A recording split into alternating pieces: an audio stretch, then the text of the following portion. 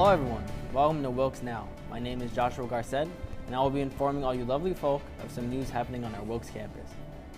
Welcome to National News. My name is Michelle Jaramillo. I will talk about recent happenings in the world. I'm Saimala, I'm providing you with this week's Sports Now update. And I'm Zach Paraway. I'll be giving you all the latest in national sports. Hello everyone, I'm Sean Papke, and today I'll be giving you a look at this week's weather forecast. This week is the last full week of classes, and today is the last day of Wilkes Now for this academic year. We will return for fall 2024, but I should not dive far. Let us focus on the present and what is to come for this last week of classes. The Honors Program Student Committee is having a soda tab drive that will benefit the Ronald McDonald House. All you have to do is collect soda pop tabs and donate them in marked boxes on the first floor of the sub, outside the Honors office, and in the lobby of the Sims Center. Earth Day was yesterday, and it was actually quite nice out. The sun was out, and it was a bit chilly, but you could have enjoyed a nice bike ride around town. The Chemistry Club is dedicating this week to Earth Day by having a scavenger hunt. 25 chemistry moles have been hidden throughout the Cohen Center. If you are lucky enough to find a mole, you may turn it in at the Chem Lounge on Tuesday and Thursday from 11 a.m. to 1 p.m. or Wednesday and Friday from noon to 1 p.m. to receive a fun prize. The package I'm about to discuss is bittersweet, but I bet that those showcased in it are excited about what is to come. Caroline Nolan, Cassidy Brummagem, and Jess Fellerman are all seniors, and Wilkes Now wanted to give them a special dedicated package to send them off. Let's take a look at what they had to say.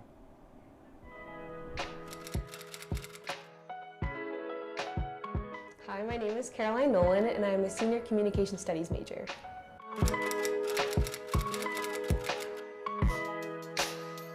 I joined Wilkes Now to learn more about the television industry and to get more hands-on experience, and I joined in my sophomore spring.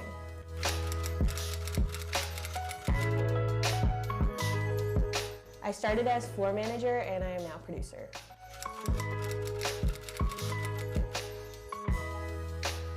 I will miss most show days. I think they are so fun, and we always have a great time.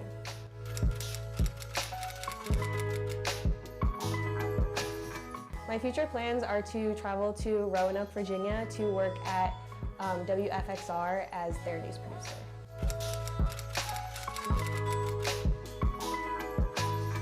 Fun fact about me is that I was born in Hawaii.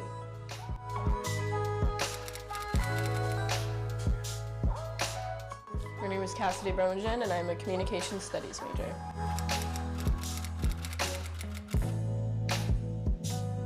I joined Wilkes Now the fall semester of my senior year.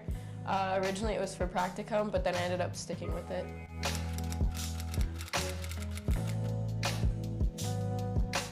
My first position was assistant floor manager, and now I currently do that and teleprompter sometimes.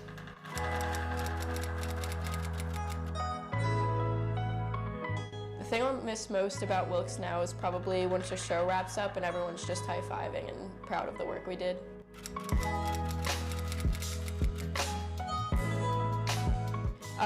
I'm currently starting my MBA here at Wilkes, so I'll be doing that through next year.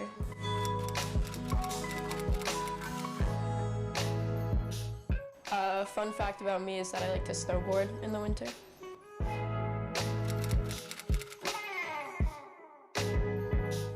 Hi, I'm Jess Fellerman. I'm a comm major.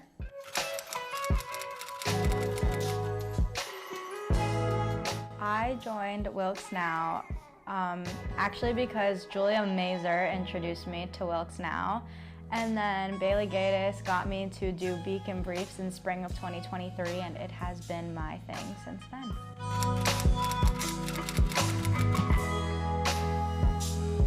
So my first position in Wilkes Now was Beacon Briefs, and I have been very faithful to this position because it is still mine.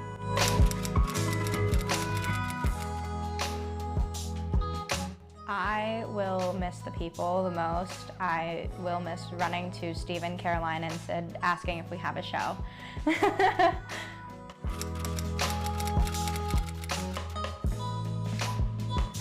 My future plans are to move to a city larger than here, Nashville or Los Angeles or New York, and write music and produce music and do all of that, and hopefully direct my own videos too.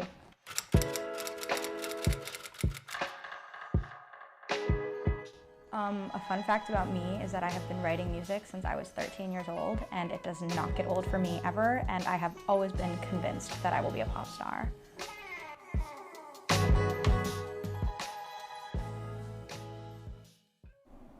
Caroline, Cassie, and Jess, thank you all for doing the absolute most for Wilkes Now. Your contributions will not be forgotten. If you may have noticed, a Nook has appeared on the first floor of the sub. Now you may be asking, Josh, is that the name of some Pokemon? And to that, I say no. It is a multi-purpose mobile pod designed to help improve focus and well-being while maximizing your space, which is perfect for studying for finals. If you get the chance, sit in one of them and use the QR code posted inside to let student government know your thoughts about it. GSA's last event will be hosted on Friday, April 26th. It is their annual drag show, which will be held in the JPEC at 7 p.m. The show will feature performers from Heat nightclub as well as student performers. If you are interested in performing or helping, you can fill out a form on Today at Wilkes. For this week's Person on the Street, Yedmund Castillo, Sean Papke, and I were in the sub right where the Person on the Street started. I do not want to say too much for this one. I'll let the video speak for itself. How's it going, everyone? My name is Joshua Garcet, and this is this week's Person on the Street. Whoa. Let me take over here. What's up, guys? It's Sean Papke, the Weather Wizard, and I'm going to be doing this week's Person on the Street, and we're going to be asking people around campus what their hardest final is. I'm here with Abby Miller. And what's the hardest final you're going to take this semester? My senior capstone. Interesting. Thank you. You're welcome. I'm here with Sam Mullen. And Sam, what's the hardest final you're going to be taking this semester? Probably my environmental science final. Nice. I'm here with Ashley O'Connor. Tyler Marchensky. So guys, what is the hardest final that you guys are going to be taking? ME 322 Thermodynamics with Dr. Gamari. I'm going to say Chem 115 with Dr. Henkels. Two completely different answers. Thank you guys.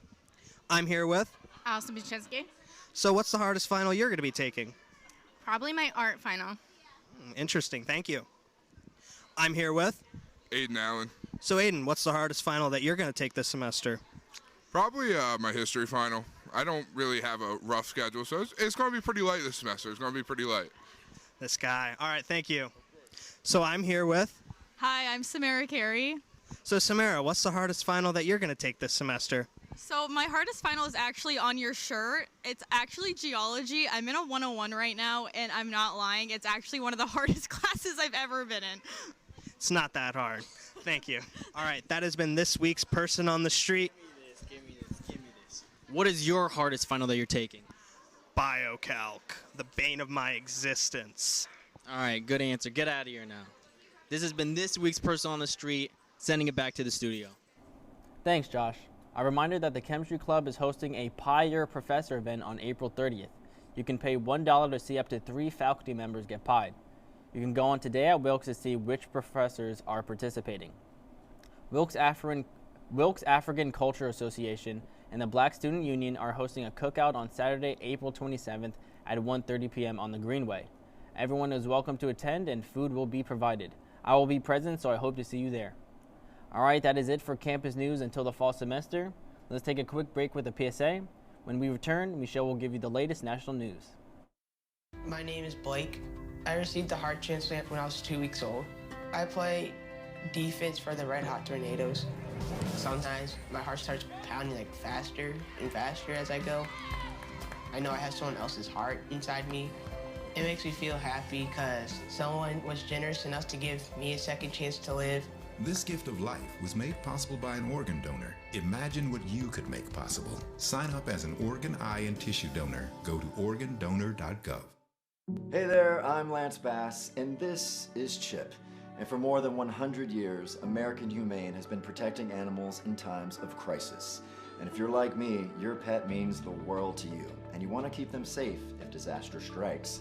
American Humane's first responders are always prepared to rescue animals in danger, but you can also help. To learn more about disaster planning and keeping your animals safe, please visit AmericanHumane.org.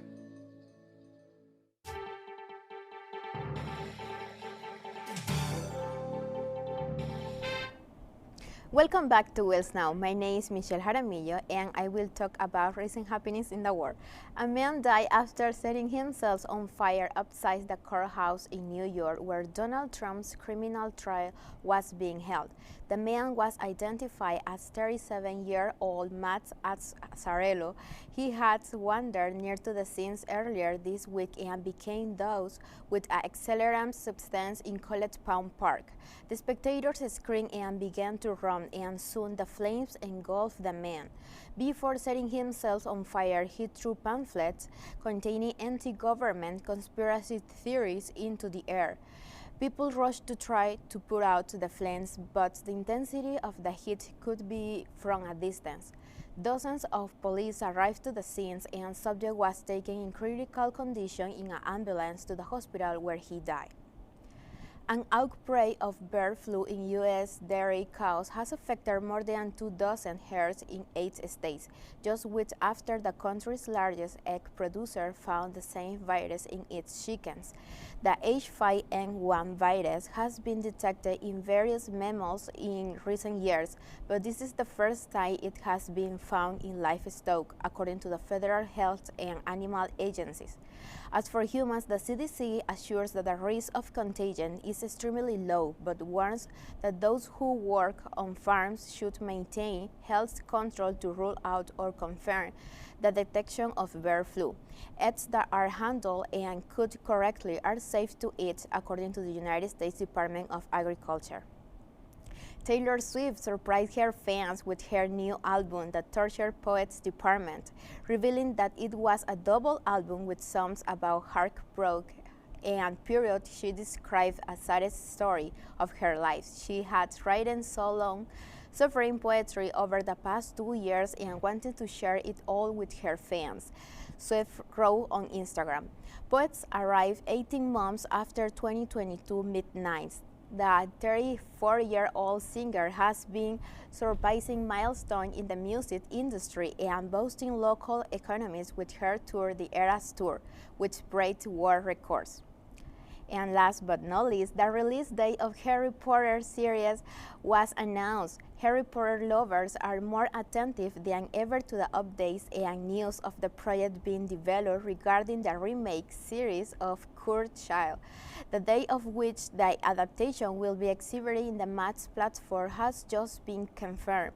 After meetings with the writer and senior executives, they determined the first season of the series will be released in 2026. Warner Bros. Discovery aims for a successful project in which they incorporate the advances in technology in the 7 books by J.K. Rowling, who gave life to the world of the most impressive wizards and witches of all the time. That is all I have for national news. Let's take a quick break, and when we return, Sam and Sash will give you your sport update. Stay tuned. First, they said cigarettes were safe. We know how that turned out. Now, they say they didn't market e-cigarettes to teens? Fact, more than 1 in 4 high school students are vaping, and 80% say their first e-cigarette was flavored. Vaping is harmful to developing brains. The reason we think vaping is safe? Marketing. Same lies, different day. Tell Big Vape to quit lying. Meet Norm. He lives with anxiety, but with the help of this latest innovation from Be Normal, he can be normal, just like everyone else. With the swipe of a finger, you can project happiness, confidence, machismo. Why settle for being real when you can be normal? The Normal Maker, new from Be Normal. This item doesn't really work because there's no such thing as normal. We're all different. What we like, how our brains work. In fact, 1 in 5 of us live with mental illness. Don't filter who you are. Start by talking to someone you trust. And remember, there is no normal.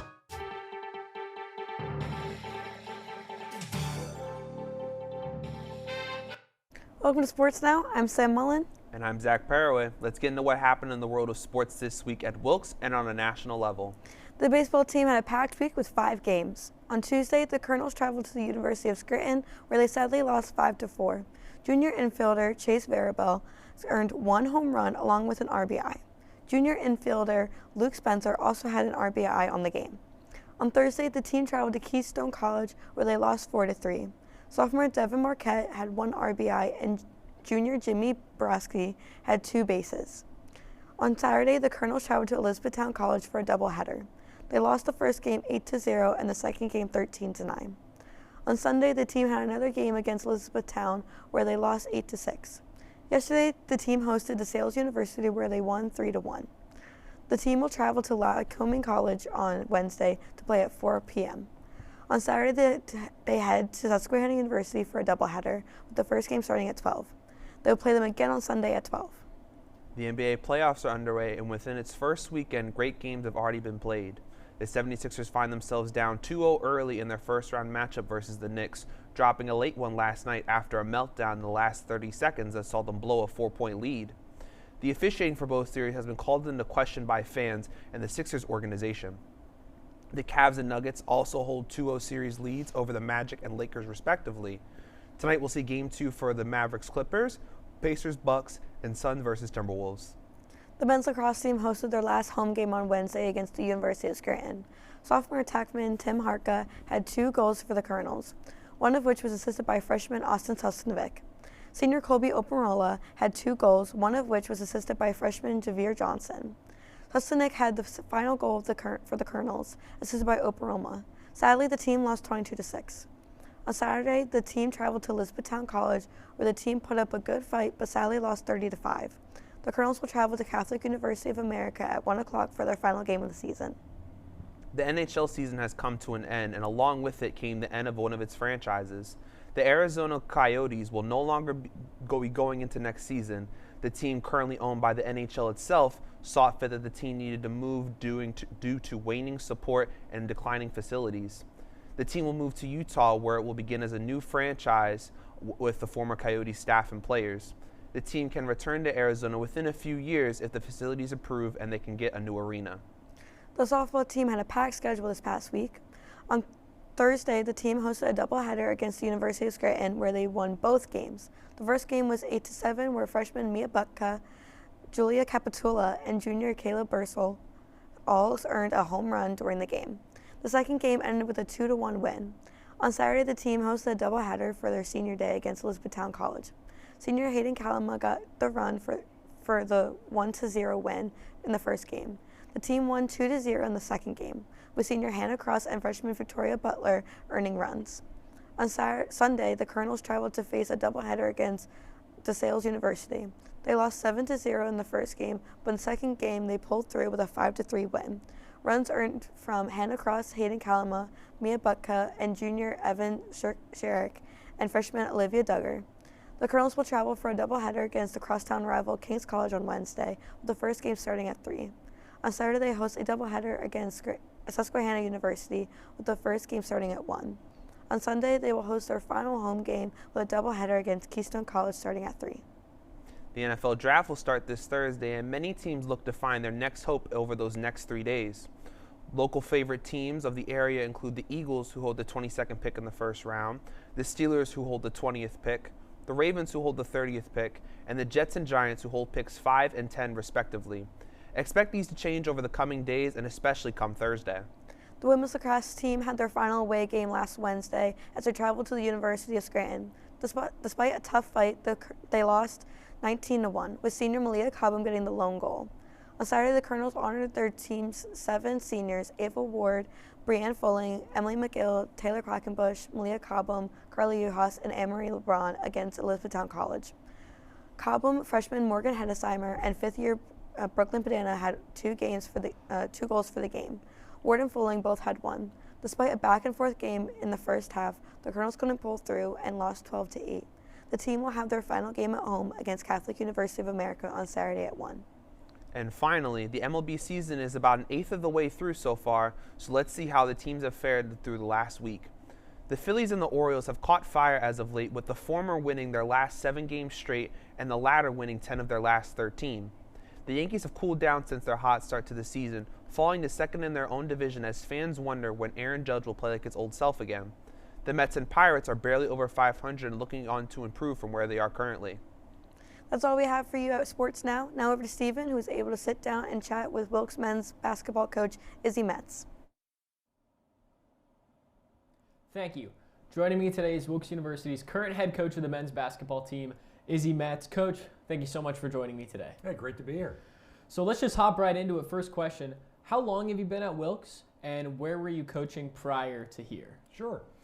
Just completed my 10th season here as the coach at Wilkes. Time has flown by. Can't believe I've been here 10 years already. Before that, I had a 3-year stint as an assistant coach at Boston College. Previous to that, I was 5 years the head coach up at my alma mater, Hobart College in Geneva, New York. And then before that, I was 5 years as an assistant coach at Cornell University up in Ithaca, New York. What was the jump from, Boston College D1 to being a head coach at D3? Yeah. I mean, being that, I had some experience being in Division III and then was in Division I before, going to BC was a neat experience. I learned a lot, and then coming back to Wilkes at the Division III level, I was already comfortable and familiar with Division III, so it really wasn't too big of an adjustment. I think the big thing was just, going back from being an assistant coach to a head coach again, just, kind of changing that role in terms of leadership and just, running your own program. It's a little bit different, of course. Yeah, absolutely. So with that jump from BC to Wilkes, why did you decide to come to the university? Yeah, sure. I had some choices to make when I left Boston College, and it really wasn't my doing. Unfortunately, my boss at the time, he was let go in our profession. Right. It's a results driven business, especially at the Division I level, at the high Division I level. So usually the staff has to make a decision then, what's your next goal professionally. And I had some opportunities to stay in Division I as an assistant coach, but at the time I had a young family. I have 2 sons. At the time, my oldest son was about 2.5, and my youngest son was about 6 months old, and we were just kind of figuring out what we wanted to do.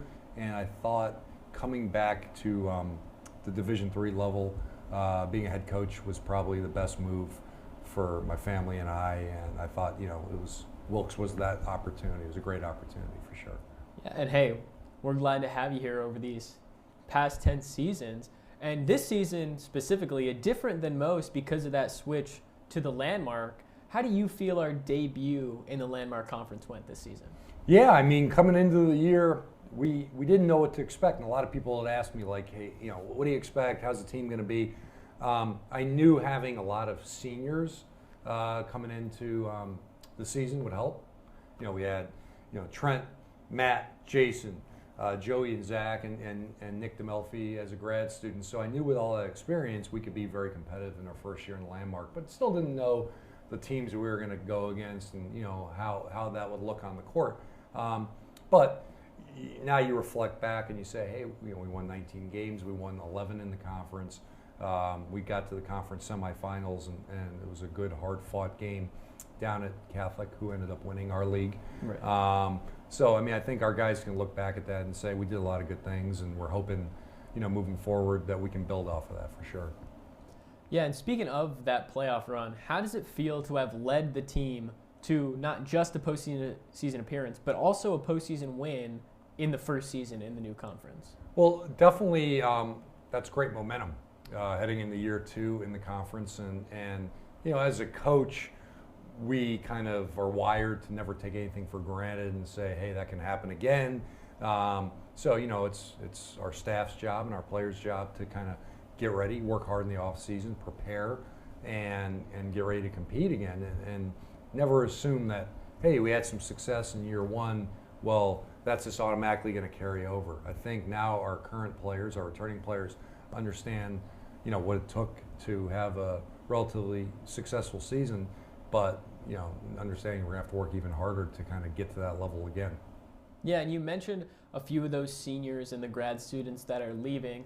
How has recruiting been going, and how do you think the season has impacted recruiting? Yeah, I mean, it's always really hard to replace good seniors, and we certainly had them, and we've been lucky over my 10 years to have really good veteran players. So I don't think you ever replace seniors. It doesn't work that way. What you hope are your current players, your returning players, kind of saw what the blueprint was and the work ethic and just, everything that it took for our seniors to get to that point in their career where they're playing extremely high level.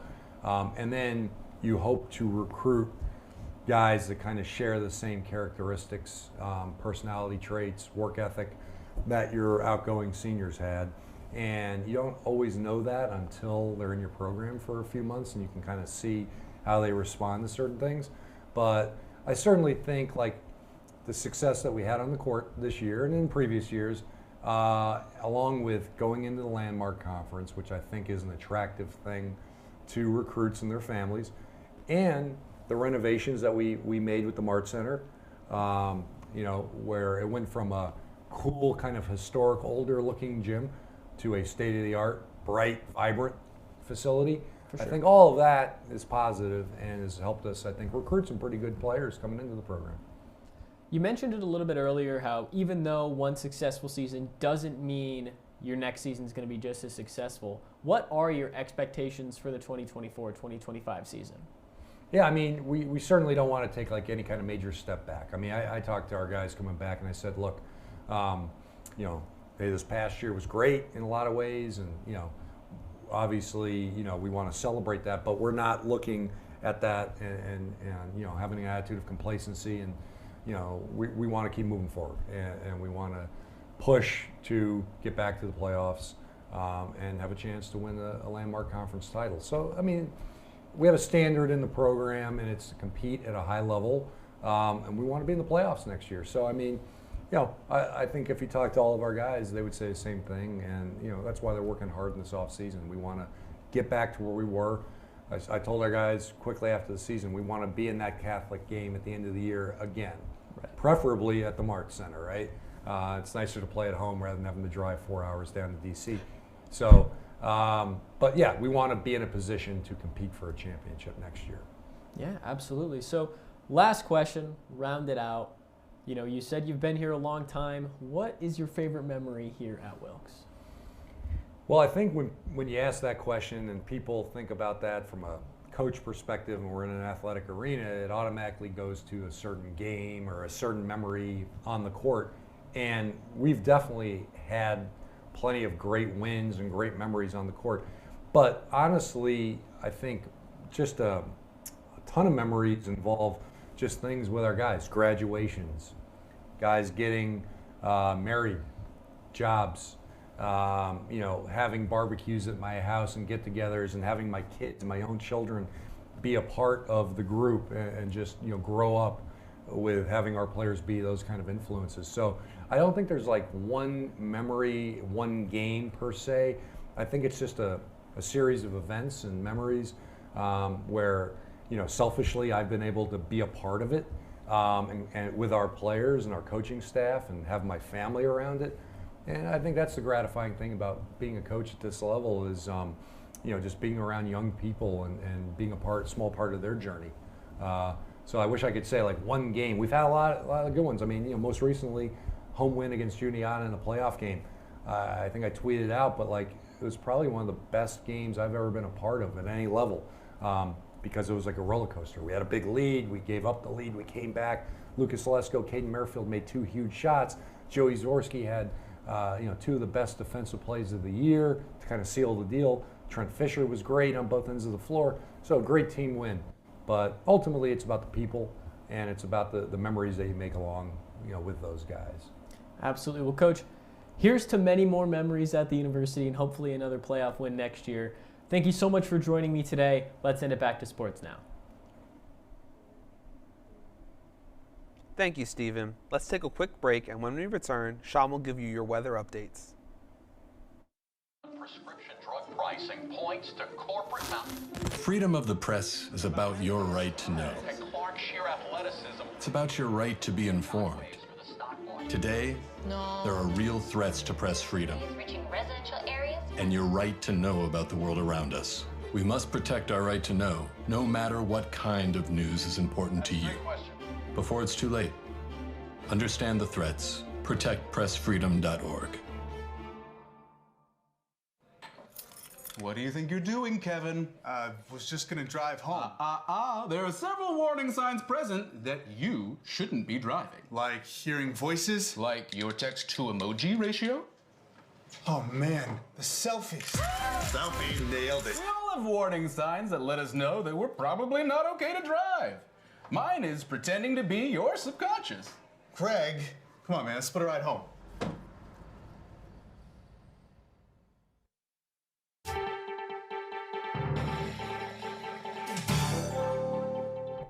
Hello everyone, I'm Sean Papke, and let's get right into the weather this week. So what are we looking at outside? We're going to see very beautiful sunny skies today. We're going to see a little bit of cloud cover later in the day, but right now it's looking pretty beautiful.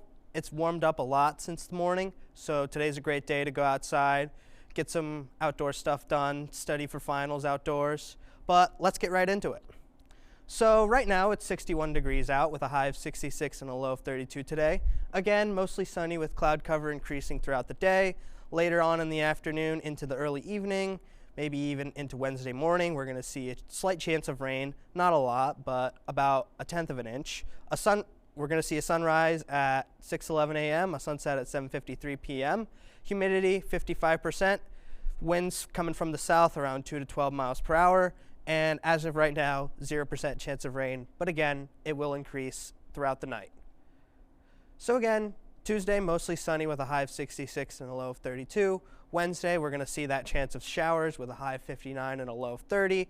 Thursday, sunny with a high of 59 and a low of 34. Friday, sunny with a high of 64 and a low of 41. Saturday, we're going to see more chance of rain showers with a high of 64 and a low of 52. Sunday, chance of showers with a high of 77 and a low of 51. Monday, partly cloudy with a high of 78 and a low of 57. So again, what are we seeing on the radar? We're going to see those light, scattered rain showers throughout the week. Nothing too severe, nothing to get worried about. But again, it is something to keep your eye out on. I don't think it's going to be more than half an inch of rain that we're going to see throughout the week. Again, with the temperatures, we're going to try and stay right in that green level. As we move on into the weekend, into next week, we're going to see those 60s and 70s where it gets into those yellow and red zones. So it's going to get pretty warm next week.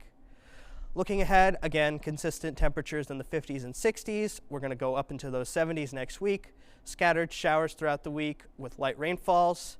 And again, good luck with finals, everyone. Enjoy the rest of your semester and summer. That's all I've got for you this semester. Now I'm sending it back to Josh in the studio. Thanks, Sean. Well, that's all the time we have for today. Just a reminder, you can watch us live every other Tuesday on Service Electric Channel 97 at noon. Well, at least not in the following week because we'll be away, but also check out our YouTube channel for the latest for the latest episodes of the show and more. In case you missed it, our broadcast re-airs every weeknight at 7:30 p.m. From all of us here at Wilkes, good luck on your finals and have a great summer.